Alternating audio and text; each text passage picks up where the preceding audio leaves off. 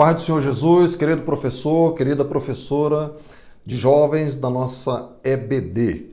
Alegria, meus queridos, estar aqui mais uma vez com os irmãos para a nossa pré-aula. Hoje, a pré-aula da lição de número 4, que tem o tema proteção contra a imoralidade. Proteção contra a imoralidade.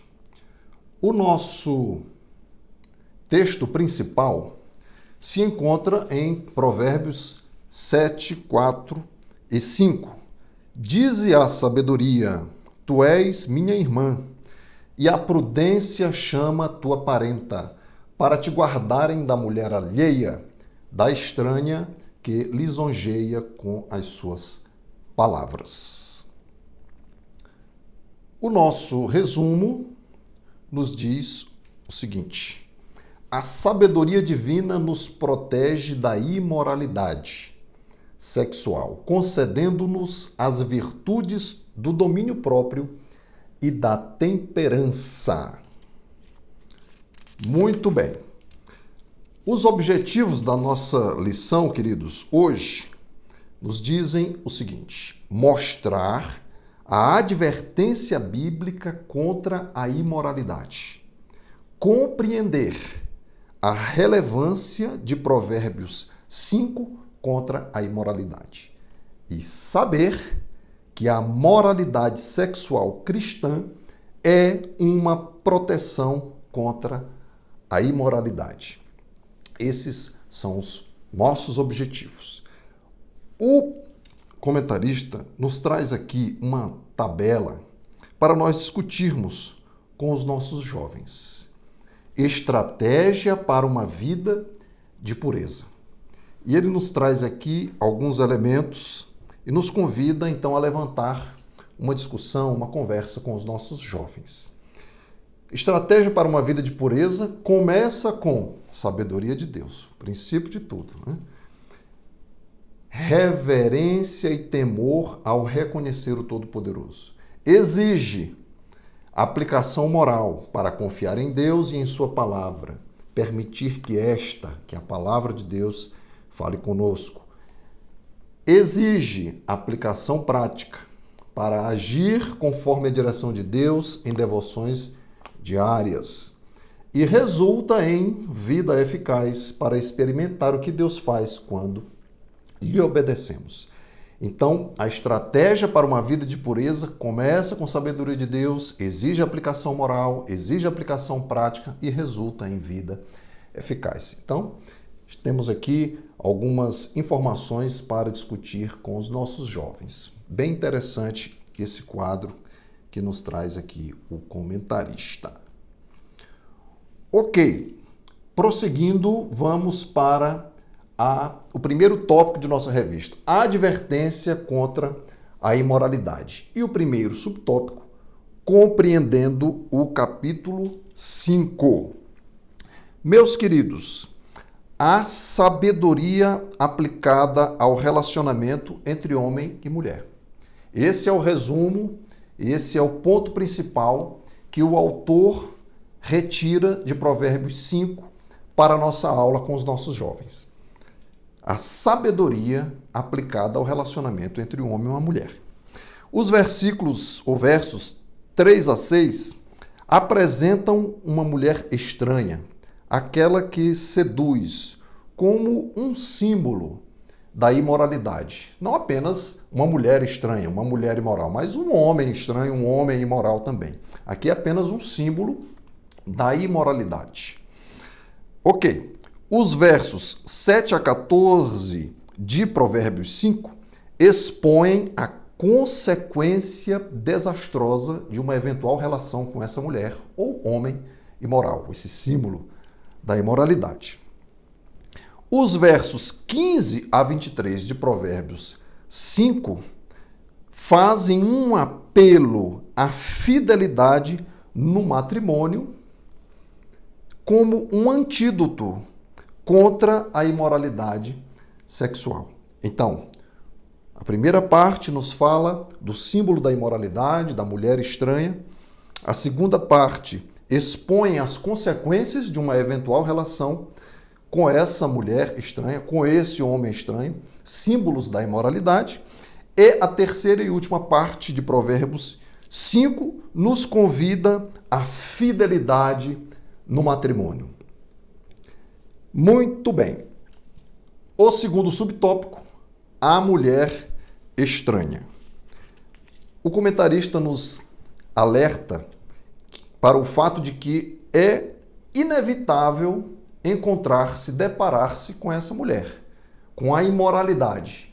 Ela está posta, o mundo jaz no maligno, está aí. Nós não fomos retirados do mundo, estamos no mundo para ser sal, para ser luz. Então, vamos nos deparar com a imoralidade, isso é um fato. Agora, não é inevitável cair na sedução da imoralidade. Isso não. Isso não. O estilo de vida é atrativo, né? A proposta da imoralidade apela aos nossos desejos carnais. Porém, o fim é o quê? Uma verdadeira escravidão que leva à morte. Isso está em Provérbios 7, 21, 23. Então, precisamos alertar os nossos jovens que eles vão se deparar com a imoralidade. Em um determinado momento da vida deles, em alguma circunstância, vão se deparar com uma proposta que intenta, que busca levá-los para uma vida de imoralidade. Mas eles precisam se recordar que as consequências desta vida levarão para a morte, para a escravidão. Apesar de não ser dito isso no início. Apesar de não ser dito isso. Pelas tentações que são apresentadas aos nossos jovens. Eles precisam ser alertados, não é, queridos? Quanto a isso. O terceiro subtópico, as consequências da imoralidade. Então, nós já demos ali um pré-anúncio de que as consequências de ceder às propostas imorais são escravidão, morte, e aqui o comentarista retoma e aprofunda. O tempo passará e o remorso consumirá a vida desse jovem que venha se entregar às propostas da imoralidade, da mulher imoral, do homem imoral. Os versos 7 a 14 iniciam fazendo um apelo. Afasta dela o teu caminho e não te aproximes da porta da sua casa. Então, queridos, os nossos jovens precisam ser alertados, precisam estar atentos para essas investidas que virão sobre eles. Provérbios 5,13 nos diz que o bom senso está em ouvir a voz dos mestres e dos ensinadores, para que não sejamos condenados dentro da congregação dos santos. Então, o alerta que é feito aos nossos jovens, pelo Espírito Santo, por aqueles que o Espírito Santo tem levantado para ensiná-los, para instruí-los, é para que se afastem das propostas imorais que estão pelo mundo. Então, meus queridos, seguir o caminho da mulher imoral é percorrer o caminho da perdição, da insensatez e do desequilíbrio moral. Então, é esse o alerta, a advertência do primeiro tópico da nossa revista. Seremos instrumentos para alertar os nossos jovens quanto a esses perigos que estão diante deles. O segundo tópico da nossa revista, a relevância de Provérbios 5 contra a imoralidade. A relevância, a importância de Provérbios 5 contra a imoralidade. Nós temos o primeiro subtópico, uma sociedade sexualizada. Uma sociedade sexualizada. A nossa geração, queridos, é herdeira de movimentos sociais de contestação sexual. Isso desde o ano de 68, que estourou, na verdade, com o protesto de maio de 1968, onde estudantes franceses se rebelaram ali contra os valores do Ocidente na Universidade de Paris, sobretudo os valores que tratam da sexualidade. Então, a partir desse movimento, que é um símbolo dessa rebelião contra os valores ocidentais, sobretudo pautados na ética judaico-cristã, esse movimento então surge e o sexo passa a ser tratado como um fim em si mesmo, como uma mera recreação individual, um instrumento de prazer, havendo então o slogan, né, ainda hoje tão usado, é proibido proibir. Esse slogan, ele resume a visão, a percepção da sociedade desde aquela época, né, daquele ano de 1968, até os dias de hoje. É claro que a imoralidade sempre existiu, é fruto direto do pecado, da rebelião contra Deus, mas nós temos visto uma piora, um avanço de forma muito forte sobre a nossa sociedade a partir da década de 70. Então, queridos, essa é a nossa sociedade hoje em dia, né? É uma sociedade sexualizada.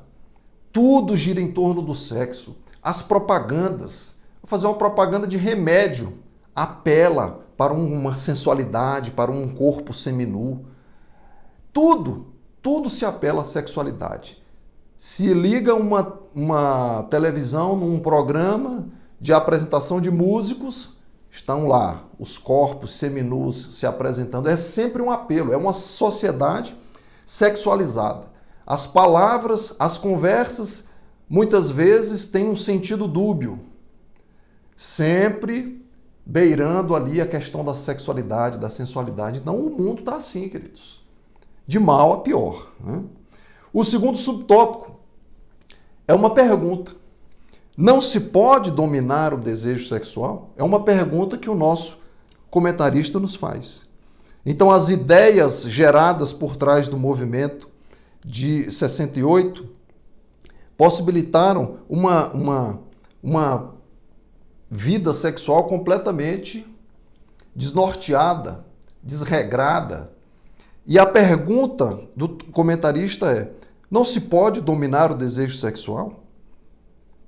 A vida sexual moderada nos limites do matrimônio passou a ser vista como uma espécie de prisão, de repressão. É uma repressão sexual.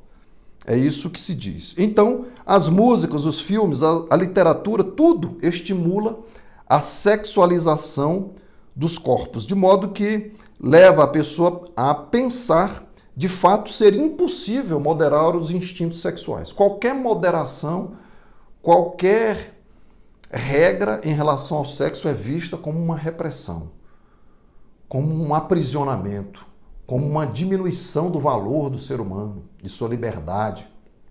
Então, queridos, eu gostaria de trazer aqui para os irmãos algumas informações do livro Verdade Nua e Crua, do pastor Josh McDowell. É um livro editado pela nossa CPAD, direcionado, sobretudo, à nossa mocidade, onde ele nos traz algumas informações que nos levam a refletir sobre essa questão da sexualidade, da sexualização de tudo na nossa sociedade atual. E ele traz, queridos, várias informações sobre a necessidade de aguardar o momento certo e explica biologicamente como que funciona tudo isso e explica a necessidade de esperar, de aguardar o tempo certo. Ele traz, inclusive, algumas informações muito interessantes que eu gostaria de trazer para os irmãos, lembrando, mais uma vez, tanto o PowerPoint em formato editável, quanto essas informações que eu vou ler aqui para os irmãos e outras, eu vou disponibilizar na descrição do vídeo. Os irmãos podem ir lá baixar o arquivo para trabalhar com seus jovens, para encaminhar para os grupos dos jovens, fiquem à vontade. Amém? Muito bem, olha só o que nos diz aqui o pastor Josh McDowell. É um fato alarmante que as adolescentes sexualmente ativas são 300% mais propensas a cometer suicídio do que adolescentes virgens. Olha só, meus irmãos. Os garotos sexualmente ativos na adolescência são 2 vezes mais propensos ao suicídio do que as garotas. Na verdade, os meninos sexualmente ativos na adolescência são 700% mais propensos ao suicídio do que os que esperam. Olha só o que está sendo feito com a nossa mocidade. E ele, em um outro ponto aqui do livro, ele explica, meus queridos, como é a formação dos nossos neurônios. Como que é a formação das células que compõem o nosso cérebro, a nossa mente. Olha só, quando você nasceu, aqueles conectores que ligam os nossos neurônios, começando em sua adolescência, quando você nasceu, eles estavam descobertos. Começando em sua adolescência, o isolamento chamado mielina se forma em torno desses conectores, começando na adolescência. A formação da mielina continua até os 20 anos. Essa bainha de mielina age como um isolamento em um fio elétrico. Ela permite que os impulsos elétricos enviados pelo cérebro passem pelo nervo mais rápido e com mais eficiência. Alguns dos nervos que ficam descobertos durante a adolescência ligam áreas do cérebro que regulam a emoção, o juízo e o controle de impulsos. Em outras palavras, seu cérebro não se torna automatizado para fazer escolhas rápidas e prudentes sobre sexo até que você esteja na faixa dos 20 anos. Vejam só, os nossos jovens, os nossos adolescentes não estão preparados para essa enxurrada de sexualização que está sendo despejada sobre eles. E eles precisam ser alertados por nós, queridos. Eles não estão preparados para isso. Fisiologicamente não estão preparados. Olha só como o inimigo é sujo. E eles têm sido envenenados sem parar, diuturnamente, por esse processo de sexualização.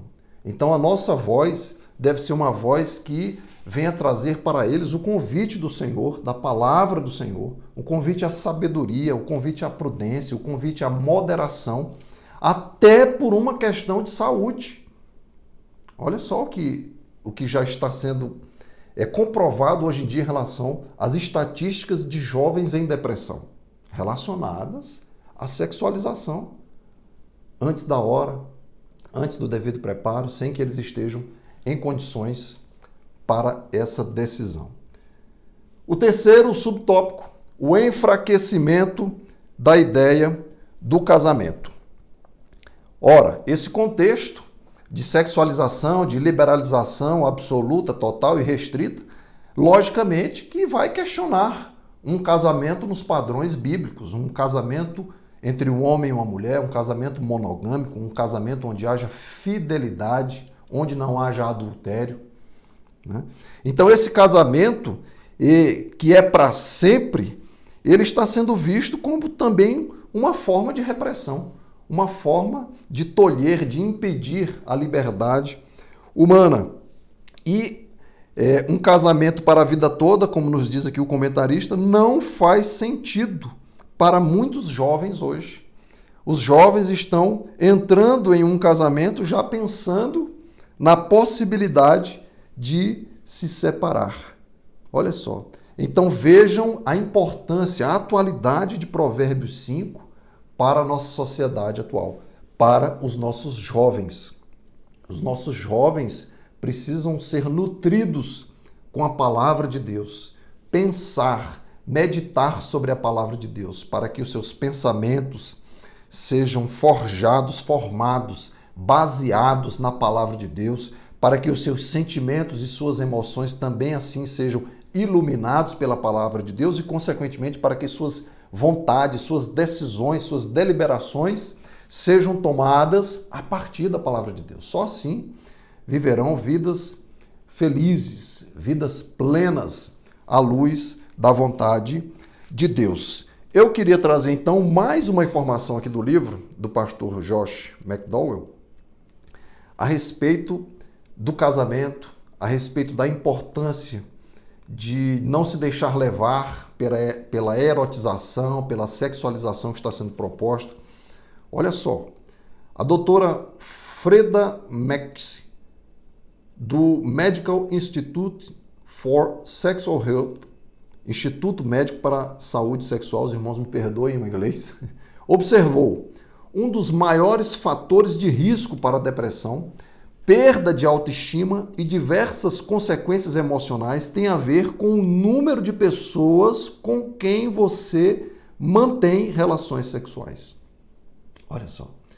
Ela continuou dizendo: com quanto mais pessoas você mantiver relações sexuais, mais dificuldade terá para formar relacionamentos saudáveis no futuro, quando estiver pronto para estar com uma só pessoa.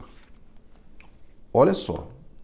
Então, nesse contexto de sexualização, de erotização, de retirada de toda e qualquer moderação quanto ao aspecto sexual, a nossa sociedade se vê cada vez mais impossibilitada de viver um matrimônio nos padrões bíblicos, um matrimônio com fidelidade, um matrimônio heterossexual, monogâmico, e é o que está acontecendo, né?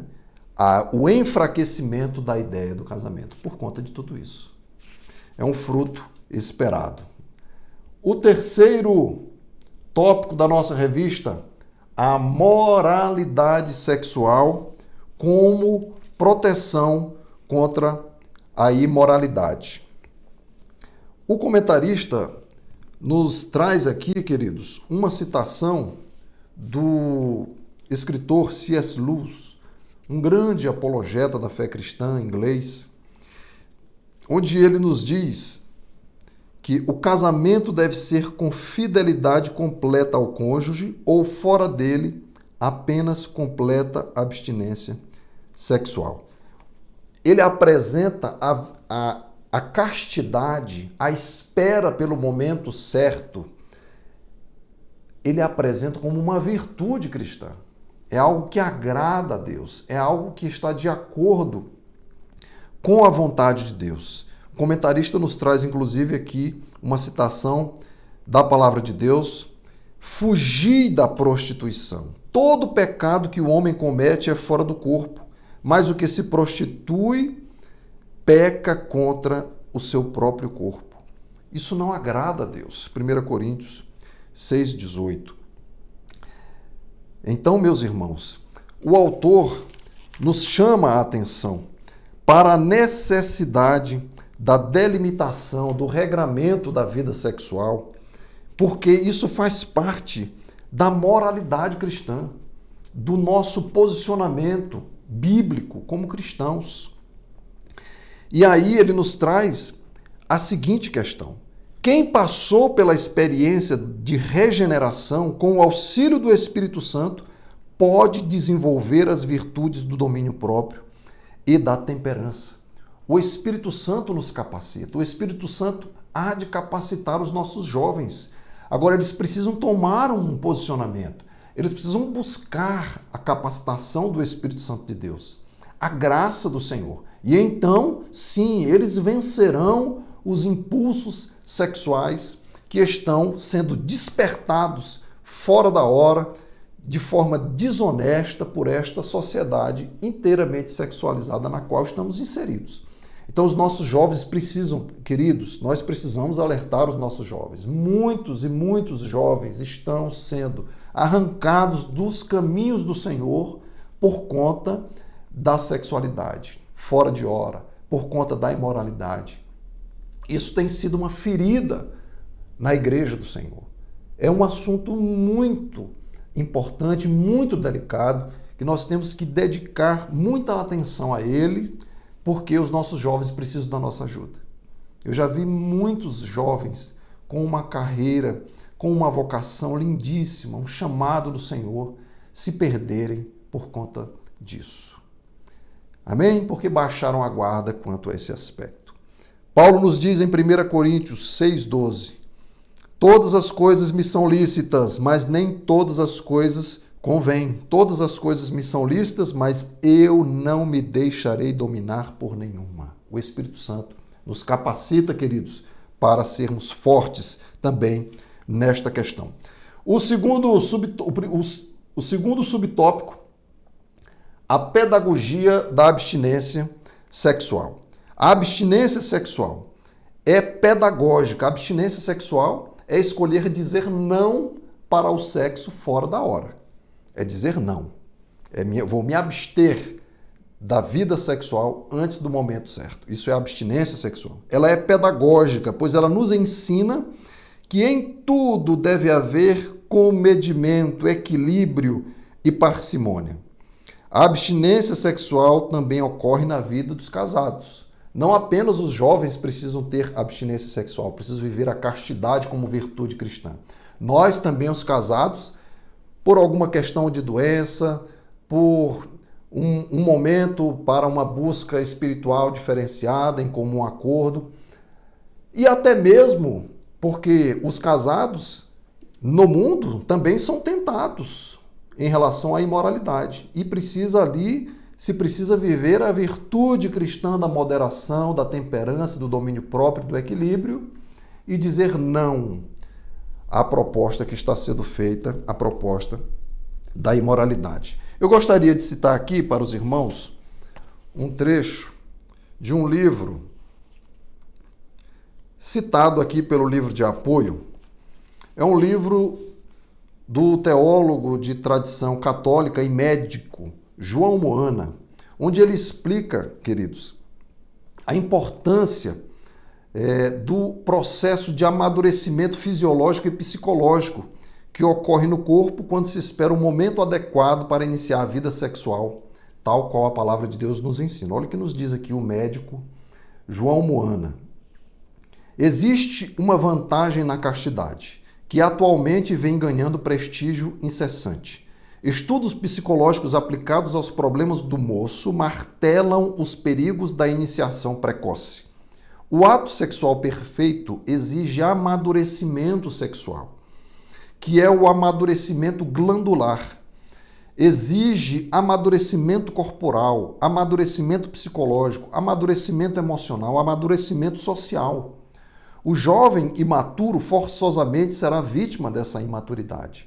A castidade vem favorecer em grau máximo o amadurecimento humano, tanto nos fatores corporais, somáticos, como nos psíquicos e emocionais.